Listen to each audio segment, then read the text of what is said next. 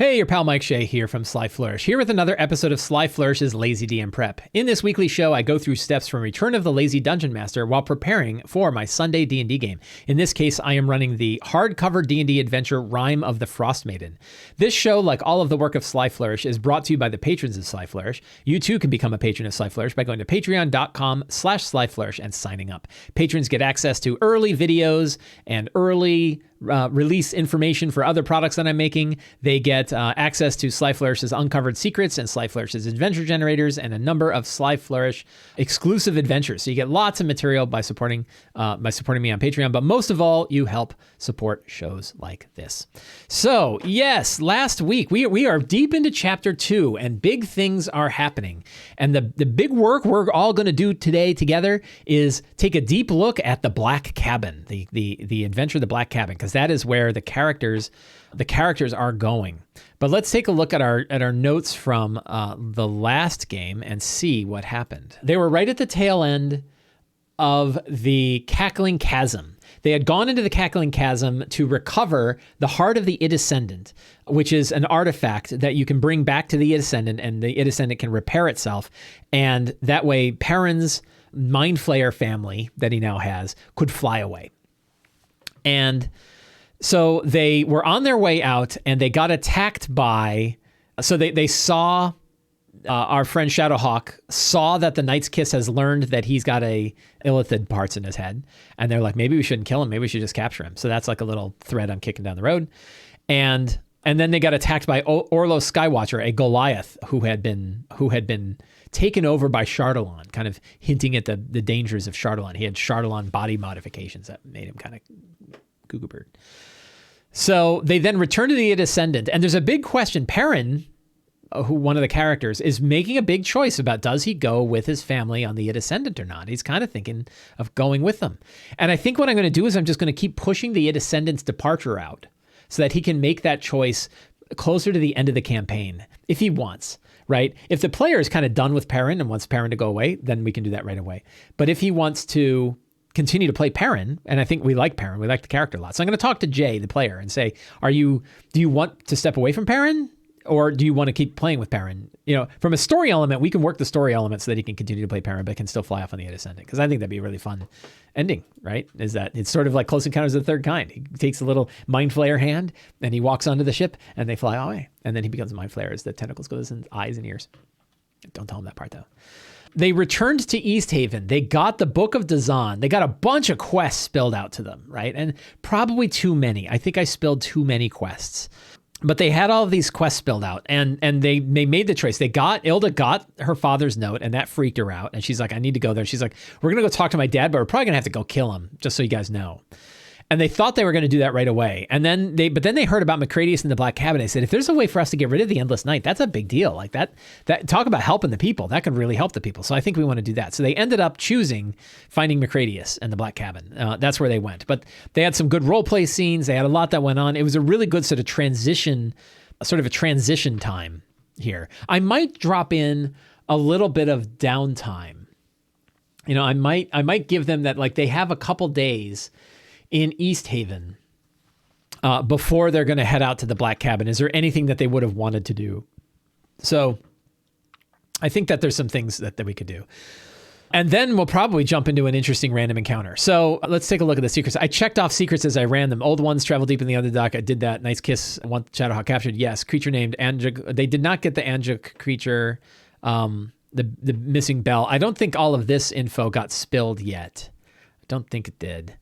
But a bunch of other stuff did. They know that Vaelish Gant is there. They know about Vaelish Gant. They know they have the amulet with the other member of the Arcane Brotherhood there. So, yeah, they learned lots of different things. Order of Elven Knights once protected Thrun Cell, known as the Knights of the Black Sword. What they're going to find out is that, I think they already found out that her father is a member of the Knights of the Black Sword. Yeah, they did, right? So all this stuff kind of worked out. It was a good transition getting out of the Cackling Chasm and getting towards it. And now they are like beeline. They've made the choice. They're headed to the Black Cabin, which is really good for me from a prep perspective because I know what to prep. The problem is I don't know anything about the Black Cabin. I read it, but it was like a long time ago. So we're going to click on Generate Session Planning Notes. We are going to set up our new notes. It is 1 August 2021, Sunday, D&D. Sunday, Frostmaiden. All right. Our notes, as always, is in Notion. If you are in Twitch chat, you can learn more with those links that I just pasted in there. It tells you about how to use Notion. It gives you access to, you can see my Notion notebooks, all kinds of different things about how to use Notion. Notion is a fantastic aid for D&D. I've now been using it both for tabletop gaming and for online gaming, and it works really well for both. Great way to organize my notes. So we review the characters. We have 6 characters. I think everybody, I don't know that anybody is out today, which is great. We have Ilda. Ilda is a half-elf, half Goliath. Her mother was a former member of the Children of Auril, as she thought her father was. Now she's finding out that her father is actually a member of the Knights of the Black Sword, who is a group that originally protected Thrun, an elder evil. They guarded Thrun, an elder evil that had been imprisoned in the Spine of the World. However, the city of Yethrin had picked up Thrun and then crashed, and now Thrun's cradle at the bottom of Yethrin, buried under the ice, is cracked open, and that's what caused Icewind Dale. Not to canon, but canon in my game. So Ilda's all tied up in that. Auken Dawncaller is a Goliath from one of the groups. I always forget which one. The Wormdune Crag, and I think I want to try to tie Wormdune Crag Goliaths into the adventure. It's time for him to meet some of his family members and stuff like that. So yeah, Goliath of Wormdune Crag, who has seen visions of what's under the ice. And I think, oh God, what did I just do? How'd that move around? I don't know, whatever. So we have Shadowhawk. Shadowhawk is a half Mind Flayer now. He's got a Mind Flayer symbiote in his head. The symbiote is now benign and not continuing to grow and turn him into a Mind Flayer, but he now has an ability to attack people with Mind Flayer power. So he's no longer really a drow. He's now a sort of a vampire Mind Flayer, right? Which is kind of cool, kind of a half Mind Flayer. Gore, and he's being hunted by the Knight's Kiss, who is a group of assassins that were sent out from House Zalaran, who are now trying to go capture him to bring him back so they can use his psionic abilities. Gore Wan Alcazar is a member of the Wan Alcazar Trading Company. He's a secret heir to the Greycastle family. I guess that's Wan Alcazar is like not quite a anagram. Running the business, and boy, there's lots to talk about the business. A little bit more talk about the business than I dig, frankly. Perrin Fat Rabbit is a halfling who was captured by Mind Flayers, managed to survive before they had implanted anything in him, but family members were not so lucky, so he has a brother now who has been turned into a Mind Flayer, and a bunch of his villagers that are been turned into Mind Flayers. Candle in the Dark is a Tabaxi rogue who escaped from the Xanathar down in Skullport, and is being hunted by also being hunted by an assassin named Shakar Ballard, the Ebonheart. Shakar Ballard and his collar named Gygax. And yeah, so those are the characters. So our strong start today, what could happen in East Haven? What would be an interesting event occurring in East Haven that would kind of be a fun thing? Because I wanted like scene-wise, I want downtime in East Haven will be cool. And then travel and encounter on the way to the Black Cabin, and then the Black Cabin, which may be a 1 or 2 session event where I don't know how that's going to play out. So really straightforward on the scenes, right? I want to do some downtime, but I'd like to have something interesting. What is an interesting event? Like obviously the big one is, an interesting one would be more with the Children of Auril. Do we want to bring the Children of Auril back in there? Could somebody show up? That could be interesting. We could bring Father Limac in play, but I don't want to derail what they're already doing. So you don't want anything that's so strong. You don't want anything so strong that it then takes them in a different direction, right? You don't want anything like that. I don't know a good way of foreshadowing the Duergar attack without the Duergar actually attacking. So I don't know about that. Is there anything with Auril or the Knights of the Black Sword or the Arcane Brotherhood or any of these other factions? Could they run into Shakar Ballard? I don't know. Like what? So there's 2 assassin groups, but it might be time. So maybe it's time to bring what's his name back again, right? Maybe it's time that they met Gygax Greenhood, right? And Gygax he's my front man for Shakar Ballard. He's the collar. He was resurrected. he gets resurrected often. And what would he want to say? What's the deal? Does he want to offer a deal? So what is Shakar Ballard? Shakar Ballard is there to take Candle and his family back to Skullport. That's their real goal. And they'll kill anybody that gets in the way. And Candle's family is now staying at the Bryn Shander Community Center, which used to be the House of the Triad, and then also was the headquarters of the Children of Auril in Bryn Shander. But they cleared it out and they've sort of rebuilt it. And so Gygax, the one like where I've got threads that are going on, and it's like, I don't want the threads to derail the campaign too much. There's a candle. Yeah, we don't want the candle to get snuffed out, right? So what would Gygax bring to them? Like, he knows where their family is, and what is there any reason like Shakar doesn't want to just go in there and murder everybody, because that doesn't help, right? But he's like, look, if you and your family come with us, and we'll give you a 10-day.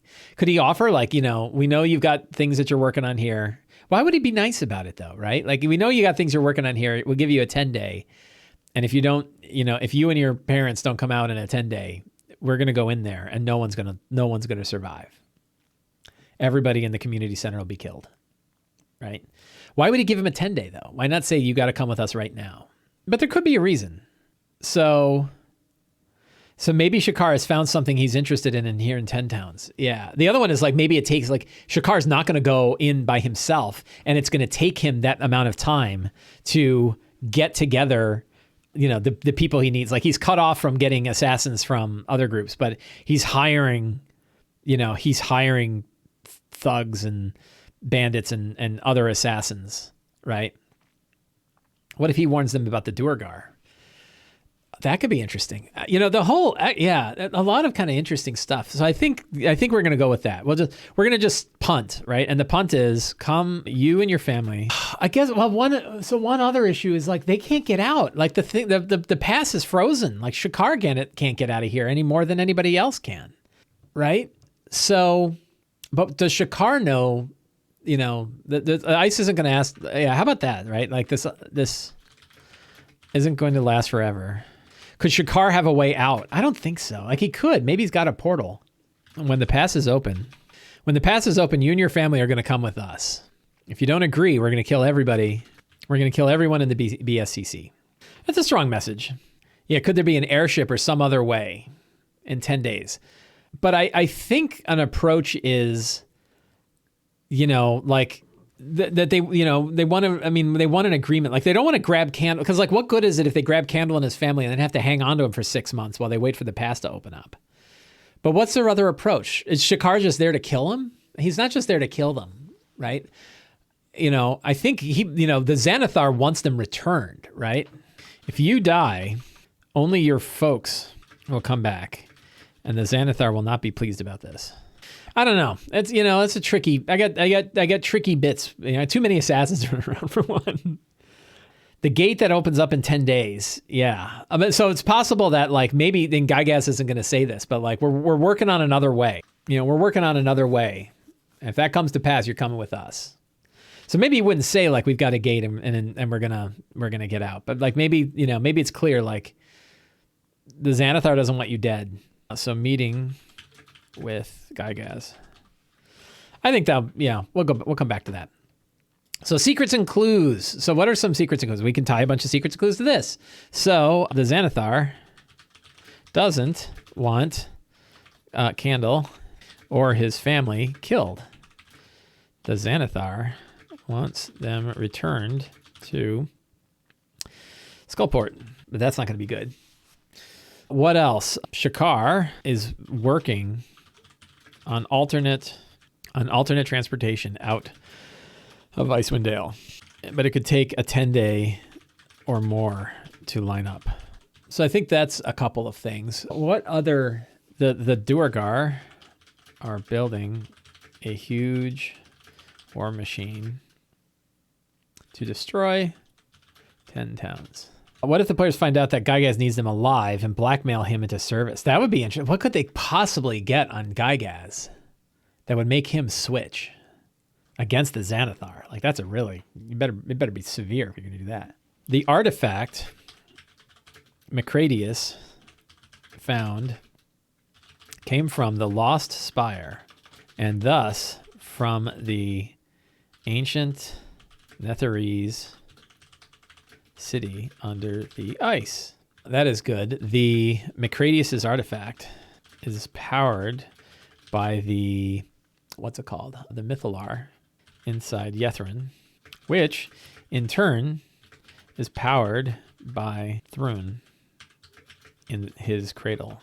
Are there any other, so when we think about the Black Cabin, and we're going to take a deep look at the Black Cabin, because that's actually what I'm running, right? Is there, what's the big reveal? I think that might be the big reveal, right? That there is a Mythallar. I don't know how to spell Mythallar. Somebody help me out with the spelling of Mythallar, please. There is a Mythallar in the city under the ice, Yethrin, that is powering the spell that causes the endless night. The power, thank you.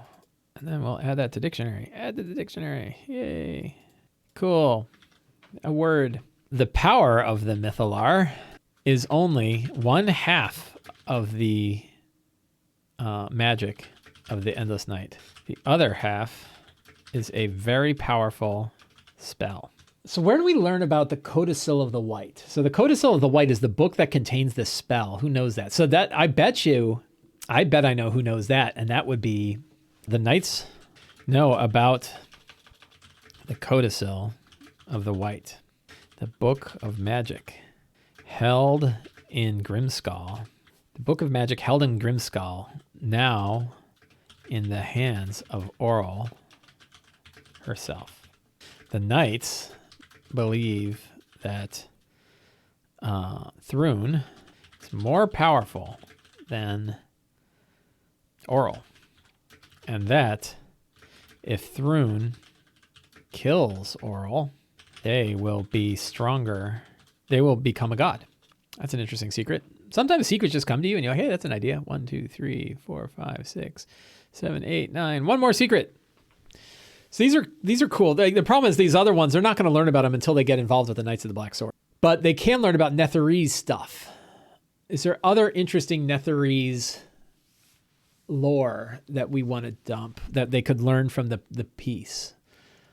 Oops, what did I just do? Do the knights know it because of avarice or their patron? They know it because they've been following the lore of Thrun for a long time. So they have theories. There are a bunch of like rich assholes that sit around and, pretend to be cultists, right? And they learned all this stuff from studying it.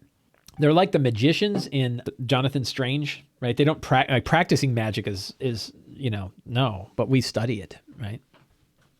Wear funny hats. Each of the spires represents a school of magic. Yes. I think that's probably a secret they'll learn when they go to the spire itself. Is there just any... You know what? We'll save this last secret as we read through the adventure itself. So now I need a fantastic location. This is going to be something that they run into when they're traveling from East Haven to the Black Cabin. I'm moving the Black Cabin south instead of north because I don't want them cutting across a whole bunch of 10 towns to get there. So, Flaming Foggy Pillar of the Frost Giants. That's kind of interesting. Sure. Flaming? I don't know about flaming. But a foggy Pillar of the Frost Giants is pretty cool. And maybe there is what could be here? Yeti corpses hewed with an axe. That would be cool. Right? And do we want to have an encounter there? Let's take a look. Let's go to some random tables here. You know what we could do is, why don't we use, I have an Encounters of the Frozen North adventure generator in the adventure generators on my Patreon, and I don't even use it myself, and I should. So we are going to go find it. I don't think any of you guys can see this. I hope not. Not that it matters, but. So here are the adventure generators, and let's look for Frozen North. Settlement, environment, locations, wilderness, underground, Encounters of the Frozen North. All right, so let's roll a D100. Oh, look at that. I got backdrops, too. I should roll these. Why don't I use my own thing? It's crazy. Backdrop is an abandoned farm. Okay, that's cool.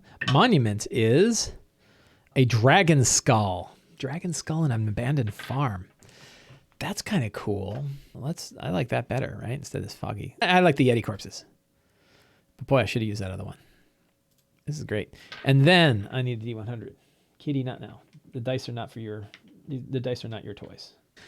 40 on the nose. 40 is Horde of Manes Seeking Holy Blood. That's kind of creepy, right? Why would a bunch of manes be summoned here? Is there a reason why manes got summoned around this place? I don't know. I'll hang on to the manes, but let me try a different one, see if something comes out that's a little bit more. 71. 71 is a winged vampire kobold seeking blood. Did they? Yeah, they violated. They broke the rule that Teklili had placed out for them. So I think getting attacked by flying vampire kobolds would be pretty cool, right? That's cool, right? I mean, kobold, and I think for the kobold vampires, because I don't know. We might use the normal ones here because they were a little weak, if I recall. The vampire kobold spawn are CR3, but they only have one attack, right? And it's not. I mean, it's +6, so it's not nothing. But I might throw a claw attack on them too if they're not. Well, they have pack tactics. I don't know. So they're CR3. So the characters are 5. We can do our lazy monster thing here. So deadly benchmark is 30 divided as 15. So they could face 5 of these kobolds, right? That's probably about right? So kobold vampires, and they can fly. That's cool. And the vampire, so we have an NPC here. One of my new faves, Rendhollow, right? Rendhollow is a more powerful kobold vampire. He sends in some of his brethren, these 5 kobolds, to kind of harass them. So we have vampire kobolds led by Rendhollow. Sometimes I have a name that I just love. Rendhollow is a fantastic name. Led by Rendhollow. Attack the characters at a frozen pillar of the frost giants surrounded by impaled Yeti heads. That's cool. All right, so I got kind of a fun encounter there. That's cool. I got an NPC. They also have Captain Imdra. She's around. And Janth is the ghostly form of the Arcane Brother, member of the Arcane Brotherhood. So that's cool. And I don't know about treasure. Let's take a look at treasure. Decorated Knife. Whoops, there's a spelling error. Decorated Knife of Torm that casts Call Lightning. That's pretty good. Do they have? I think they have a Call Lightning thing. No, they don't have a Call Lightning. They have a lightning. Who is the Frost Giant god? Would a huge knife? What's a Frost Giant sized knife? Would that be like a glaive to a normal person? Maybe it's an arrowhead, right? It's a spear tip that can be turned into a knife. Who is the god of the Frost Giants? Thrym. Okay. Perfect. Decorated spear tip of Thrym. Is there any interesting lore about Thrym in D&D Beyond? Storm King's Thunder has a Temple of Thrym. I don't see any good lore for Thrym. Oh well. All right, so I got treasure. I've got monsters. I've got NPCs. I've got a location on the way. So I've got all my notes ready, but I still don't know anything about I wouldn't say I don't know anything about, but we need to take a hard look at the Black Cabin because there's a lot of tricky bits of the Black Cabin, right? And if anybody here in Twitch knows the Knife of Torm, falchions are a big knife. Oh, did I write frozen? I meant foggy. Oops. No, it's foggy pillar. Yeah, it's frozen and there's fog coming off of it. So if anybody has run the Black Cabin and has tips, because I think there's like tricky bits in here, including like a just instant kill problem, right? Characters drawn to locations. So the Black Cabin is built by a ranger of the far north long before the 10 towns. When he moved to the lodge, became a refuge for others. He's getting blah, blah, blah. 6 months ago, Macradius, a sage, devout follower of Lathander, god of dawn and rebirth, formed a plan to end Orl's hold of Black Cabin where he spent all his time assembling a weather control. So I'm going to make this. He didn't assemble it, he found it using a knowledge gleaned from a book about Netheri's artifacts. Close enough. Similar design to a Mythalar, but much smaller. Unfortunately for him, he had a serious design flaw. I tried to use it 3 days ago. It malfunctioned, incinerating both him and his book. That sucks. Characters discharged again. Find the sage's charred skeleton in his deadly creation. Since the mishap, Macradius' restless spirit has lingered and unwilling to depart until his work is complete. So we could have Macradius' ghost, right, as a potential NPC. We make a new NPC for Macradius. I'll have to find a picture. So Macradius' ghost is still there. From the border of Etheria, the restless spirit will observe things happening, but can't manifest physically in the material plane. Characters can see the restless spirit of Macradius and interact with it only if they cross over to the border of Etheria, which is what happens if someone dies in the cabin. In the border of Etheria, the spirit manifests as a giant floating spectral head with fire burning in its eyes. Arrogant in life, Macradius remains so in death, snappy and egotistical. Mirova said, I ran it, 2 characters died, and it was not a good experience. My players were terrified of the thing and were almost about to leave immediately after. The metagaming aspect of the dead players talking to a ghost is hard to deal with. If I did it again, I would split the group so that the living party members were not at the table for the ghost speak. I can't do that online, though. That's good feedback. You're welcome to the company and others. Is there one question I have is like, certainly people can die there. Is there any way to get them back, or are they dead? Like, is there any way to get them to return? It doesn't seem like there's any way to get them back other than like a raised dead. If you fix the thing, they're revived. Weird. Okay. So we just need to make that really clear, right? And is there any reason why that happens? Why does that happen? Characters try to finish to make helps in this body's form to lay the spirit to rest. The characters will fix the creation's design flaw and then activate it, all within the confines of the Black Captain Macradius. Once he sees the device working again, the spirit departs to the afterlife. It doesn't say that the characters. If a creature with intelligence 3 is a spectral form, a character that dies in the cabin, and the spirit manifests as a body, we can choose the form the spirit takes. Regardless of the form, the spirit is not a creature and can't be harmed or turned. It can do a bunch of things. It plane shifts them. Is that right? It takes them to the border of Etheria, but they're not actually dead. I mean, it looks like death. So they go to the cabin, outhouse. Outhouses are always fun. Ew, yuck. Find a piece of stacked discarded notes and blueprints which Macradius used as toilet paper. Poopy jokes. The cabin is huge. It's pretty big. Yeah, there's a lot of rooms. So I think I would give some characters the ability to at least know that the other ones are there, right? So they don't just see their friends die and then they're gone. Oh, there's an amulet of health. That's nice. 6-inch diameter gyroscope featuring 2 scorched rings inlaid with runes and a dense chunk of coal. The Summer Star has lost its luster, but not its magic. It turns them to ash. Ethereal spirit. Don't fret. They can find a way back. So how do they repair it? Step 1, identify the item. Creature spirit studies it around DC 18 intelligence to search the devices designed to control weather, identify spell, Macradius' blueprints. Design flaw. Obviously, Macradius has concluded that device rings are unable to contain the magical energy that the core puts out. A 3rd ring must be attached to the device, and the new ring must have runes like those. Character succeeds in intelligence. Comes to conclusion. Check is made with advantage. Fix the design flaw. Craft a 3rd ring. A 1/4 pound of metal must be melted down in a fire and recast using smith's tools, then inscribed with runes. Where would they get that stuff from? Like, did they have to like go back to town to do it? Right? That would kind of suck if they have to leave.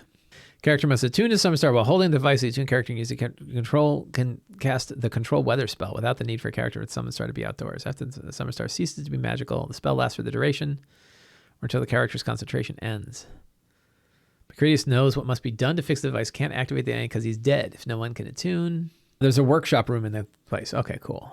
If no one can attune to the modified Summer Star because everyone in the party is dead and trapped as a spirit, nothing more can be done with the device until someone else comes along who can attune to it. Fortunately for the characters, they don't have to wait too long for someone to reverse. That's weird. Weak floor. There's a gorge directly underneath the cabin. It takes 49 bludgeoning damage. Oh my God. Wow. When it's a weak floor, I ain't kidding. Is it really on a big gorge? Oh yeah, look at that. It's sitting on this great big gorge. That's cool. That's a bad fall. The first one is where somebody using the Summer Star catastrophe responds by sending cold light walkers. I think we'll do multiple cold light walkers. That'd be cool. So I think this is pretty. Yeah, I get it. So like one tricky bit, I don't know where does it say that people get resurrected? Any permanent time is instantly restored to full health regardless of how the character died. In addition, each character that helped lay materials the blessing of the Morning Lord. 10 temporary hit points each day at dawn. Wow, they get that. That's pretty good. They get that permanently? That's pretty good. Because you get that and aid. Everybody gets 20 extra hit points. That's tremendous. I might do 5. I don't know. Do I need to nerf it? I guess not. 10 is 10. That's a lot of extra hit points, though. It's a good motivator. Okay. My thing is like my character, one of the cleric casts aid on everybody pretty much every day, and they get those hit points too. Aid does not do temps. Aid is a boost to your actual hit points. So that means aid and this would stack, and they would get 20, 15 to 20, depending on how big an aid spell they cast. So it's a lot of extra hit points. It's like 20% of their hit points or something like that. Maybe, no, it's way more than that. It's like a third extra hit points, which would be nice if they weren't getting destroyed by this thing. So what are the tricks that I need to, what are the tricks that I need to keep in mind here when I'm running this? This will be fun because I'll talk about it now, and then next week I'll have like tips on how to run it. So let's see, fantastic locations. We're going to have black cabin, hyperlink that just so I got it handy. So it sounds like the tricky bit is if one tricky bit is you don't want everybody to die, right? I don't think that's like with 6 people. It's unlikely all 6 people are going to get wiped out by the thing. Because it's a blossom becoming a 10-foot radius sphere, incinerating golden radiance, each creature in the sphere. So they'd all have to be right on top of it for everybody to die. So I don't think that that's very likely. Somebody's going to like be outside, or somebody will be doing something else, right? And then what you want is you want to have a good meta game. You want to kind of it sounds like you want to make sure to lead the group so that if there's people remaining and they just saw their friends die, like we just heard, their instinct might be to leave. Like the most logical thing the character would do is get the F out.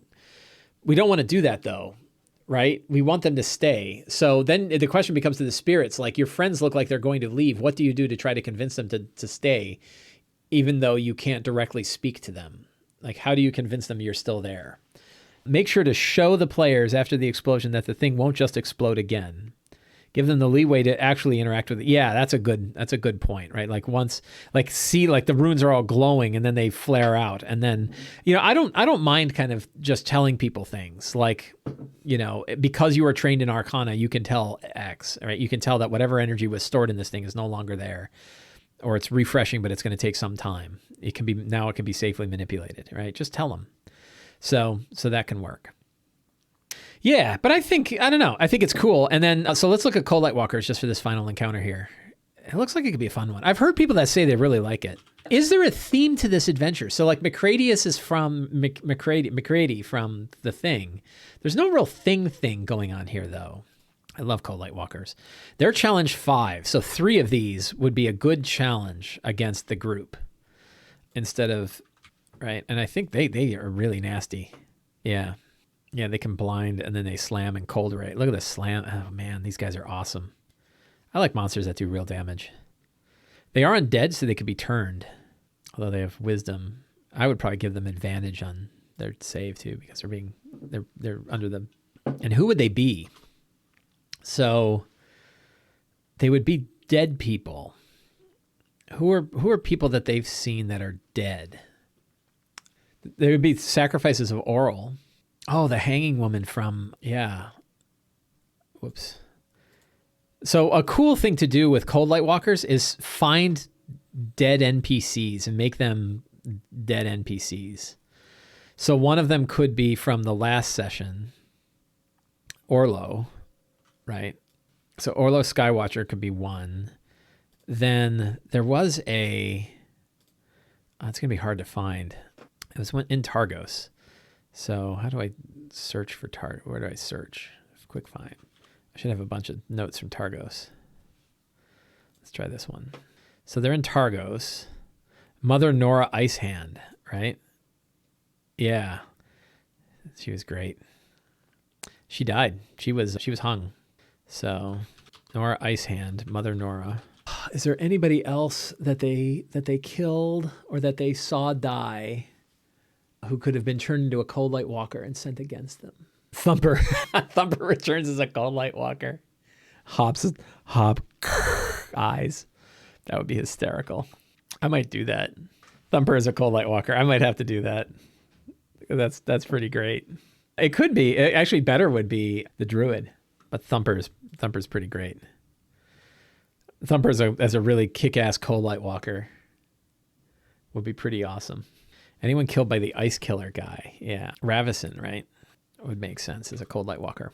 So I think that'd be cool. Yeah, so I think I'm missing one secret. What's one? Is there one other? Now that I've read the the Black Cabin adventure, is there any additional secret that comes out of this? We already know that McCready is founded at the Lost Spire. We know that it channels energy that comes from somewhere else, somewhere below. We know, what else do we know? Is there any, there's got to be one other secret here. What secret would help tie together Grimskull and all of that stuff? Do I already have the Grimskull stuff? Yeah, the Codicil of the White. But the Knights of the Black Sword who know that. I guess we'll do that. The giant fortress of Grimskull. Is it Grym? I can't spell. Lays hidden on an island in the sea of moving ice. That's a good secret. One interesting thing about this adventure is I think once you manage to dig your way out of chapter 1, which is like the hardest part so far, it then kind of goes downhill. It's like fast, right? Like things are moving along. Things feel fast. It's pretty great. I think if they survive this and they survive the Cold Light Walkers, it's probably time to kick them up to 6th level. I have a feeling it'd be a good time to kick them up to 6th level. So yeah, so I think we are all set. I've got my notes. I feel good. I feel confident. I'm ready to run it. It's all good. So I think we will call it a day. We'll call it the end of the show. And in an hour, I will run it. And then next week, I will tell you how it went. So I want to thank everybody for coming and hanging out with me today. I want to thank all the folks for coming in Twitch and spending the morning with me. It's always a great pleasure to have you around. For those of you listening on the podcast or watching on YouTube, thank you as well. If you like the work that I do, you can support me in 4 different ways. 1, you can subscribe to the Sly Flourish newsletter. 2, you can subscribe to me on YouTube. 3, you can support me directly on Patreon by going to patreon.com/slyflourish and signing up. If you do, you will not only get access to the Encounters of the Frozen North page that I showed in here, but you get access to a whole bunch of other stuff too. And 4, you can pick up any of my books, including Return of the Lazy Dungeon Master and the Lazy DM's Workbook. So thank you very much for a wonderful morning, and I will see you guys next week. Have a great day.